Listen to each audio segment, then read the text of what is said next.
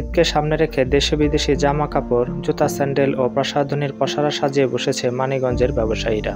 ঈদের আগে মানিকগঞ্জ টাউনের বিভিন্ন বিপণী বিতানে জমে উঠেছে ঈদের মার্কেট। মানিকগঞ্জ টাউন ও বাস স্ট্যান্ডের পৌর সুপার মার্কেটের বিপণী বিতানগুলোতে ঘুরে দেখা যায়, এসব মার্কেটে কাপড়, জুতা ও কসমেটিক্সের দোকানে মধ্যরাত পর্যন্ত ক্রেতা সাধারণের ভিড় থাকে। পাশাপাশি ফুটপাতের মৌসুমী ও ভ্রাম্যমাণ দোকানে নিম্নবিত্ত মানুষের আনাগোনা বেড়েছে। মানিকগঞ্জ বাস স্ট্যান্ডের ফুটপাতে হচ্ছে কেনাবেচা। সাজানো গোছানো এই শহরে সর্বস্তরের মানুষের জন্য ভিন্ন ভিন্ন দাম ও মানের পোশাক পাওয়ায় ক্রেতারা ভিড় করছেন পছন্দের মার্কেটগুলোতে।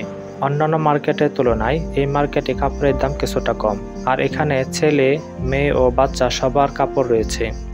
এবছর জামা কাপড়ের দাম তুলনামূলক একটু বেশি, তাই 4 জনের ঈদ মার্কেট করতে প্রায় 10 থেকে 15,000 টাকার বেশি খরচ করতে হবে।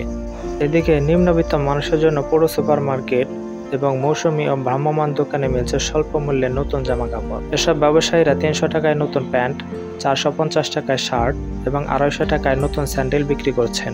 আজই সাবস্ক্রাইব করুন।